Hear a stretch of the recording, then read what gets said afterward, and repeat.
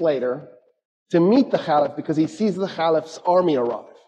And as he's approaching, he sees a man leading a camel at the front of the army. So for the record, the rich Arabs, the Arabs who were good soldiers, didn't usually ride camels. They usually rode horses, Arabians. And for those of you who don't know, Arabians are fast and agile, and they have crazy personality. And so they're perfect for warfare. Camels are a little bit clumsy and slow. They serve a purpose in warfare, but you're better off on an Arabian. In any case, the Arab army is being led by a man leading a camel with a man on the camel. So Sophronius, he's got a giant red hat, because he's also a cardinal, right? He's got gold tassels, actual gold, hanging from his hat. He's covered in gold jewelry. He's wearing red robes. He's covered in perfume. He's on a lectica. The lectica was the couch that the Romans would ride, and then they'd have like 4 or 8 men, depending how big it is, carrying it. And then he has 2 men, one on each side, fanning him. Of course, right? That's what Jesus would want from his bishops. It's exactly right. And he's coming out on this lectica being fanned. And he comes up to the guy on the camel, and he says, where's the Caliph? And the guy on the camel does like this. He nods with his head at the guy leading the camel. So Sophronius turns to the guy leading the camel and goes, where's the Caliph? And the guy leading the camel says, I'm the Caliph. And Sophronius goes, dude, you're dressed in rags. The guy's pants were mended multiple times. His shirt was mended multiple times. And he goes, no, I'm the Caliph. And Sophronius goes, you've just conquered Iraq and Syria and all of Palestine minus Jerusalem. How is it you're so poor? And the Caliph goes, well, why would I collect wealth? We're not doing this war because I'm trying to plunder anything. I'm a humble man with humble needs. I just need good meal. And then Sophronius goes, why aren't you riding the camel?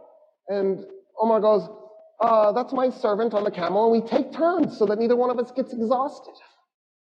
At this point, Sophronius is like, oh, what? Who just conquered us? What are these, Marxists? And so Sophronius gets off the lectica because he's shamed off of the thing. And he says, okay, I want to talk to you about our surrendering the city to you. And the Caliph says, I have an idea. Let's walk to the city, and I'll tell you what I was thinking the terms would be. So we'll start there. And Sophronius goes, yes, of course. And as they're walking, Umar ibn al-Khattab says, why don't we do this? All Roman politicians leave Jerusalem. You just go, if you're a politician. So if you're a top bureaucrat, an officer, and you can take anything you can carry. So you can take gold, as long as you can carry it. And Sophronius goes, okay, that's reasonable. That's actually more than reasonable. I just assumed you'd enslave them and take their gold. I don't see how anybody would be mad about that. And then what else? And the Caliph goes, oh no, I was thinking that's it. We don't do anything else. And Sophronius goes, wait a minute, I am really confused. So when us Romans capture a city, we enslave a segment, we plunder the city, probably a little bit too much raping too. We might even burn some of it, just for grins and giggles. And then we declare it to be ours. What about that? And Umar ibn al-Khattab goes, no, we're not going to do any of that. No plundering, no raping, no enslaving. We don't do that stuff. And then Sophronius goes, oh, but you're going to seize property in the city. And the Caliph goes, no, we're not going to take anybody's property. We're going to leave the city exactly like it is. The only thing I want to do is eject the Roman politicians with whatever they can carry. And Sophronius goes, there's nothing to negotiate. Yeah, we surrender the city this instant. I don't understand, actually. They walk into the city. Khalid is one of the men following. Amr ibn al-As. All these guys, they're on foot. If they've got their horses with them, they're leading their horses by the reins, right? Because the leadership is on foot. There's no way they're going to ride in. They're walking. And this is a holy city to them. Because Jesus is holy to them. Because the Jews were holy to them. And so they see this as a holy city. Sophronius goes, Tell me about your religion as they're walking through the streets. And so Umar ibn al-Khattab starts telling him about Islam. Sophronius goes, it just sounds like a variation of Christianity. I feel like our religions are shockingly similar. And Umar ibn al-Khattab goes, yeah, because they are. I mean, we thought we were doing Judaism 3.0. It never occurred to us that we were going to be received as being so different. And he goes, okay, since you've given us such amazing surrender terms, my alarm is going on, and I can't turn it off, and it's so embarrassing. It's telling me to put my kids to bed. I should have remembered to turn it off, but it didn't occur to me. He says, you've given us such amazing surrender terms, and because I feel such kinship with your religion, will you do me an honor? Will you come to my church and pray in your Muslim way next to me as I pray in my Christian way? And Umar ibn al-Khattab goes, never. And Sophronius goes, why? He goes, I'm the Caliph. The first place I pray in Jerusalem is going to become a mosque. The Muslims will take it and they will create a place of worship for Muslims, and you will lose it. And I don't want you to lose your church. And Sophronius goes, okay. What if we find an empty piece of Jerusalem and we just pray there?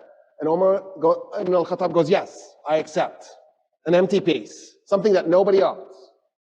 So they go and they find an empty lot and they pray. The Archbishop in his Christian way, the Caliph in his Muslim way, side by side.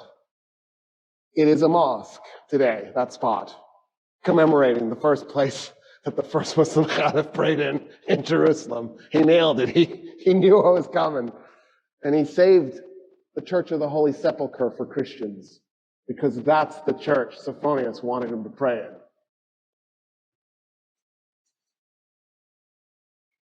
At that point, the Caliph says, I want to see the Temple Mount. And Sophronius goes, why? And the Caliph goes, because it's holy. It's holy to everybody. It's holy to Christians, it's holy to Jews, it's holy to Muslims. And Sophronius goes, nah, we haven't been treating it as holy to anybody. And Umar ibn al-Khattab goes, what do you mean? And so Sophronius says, so after we tore down the second temple of Solomon, when we conquered Palestine, we turned the Temple Mount into a garbage dump to punish the Jews. And the Caliph goes, what do you mean?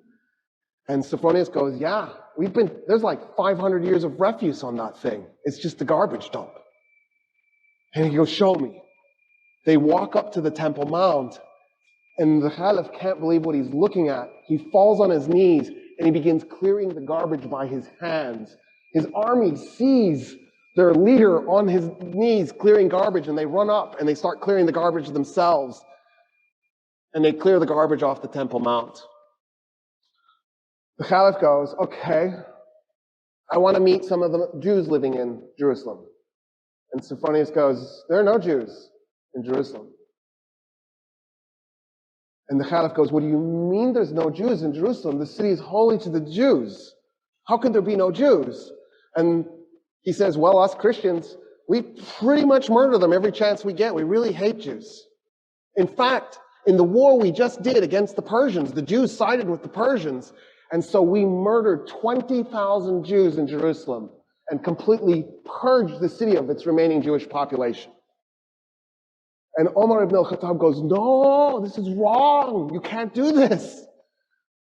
And so he turns to a convert to Islam, a Jewish convert to Islam, and he says, I need you to find me 80 Jewish families that were willing to volunteer to move to Jerusalem so we can reestablish a Jewish presence in this city.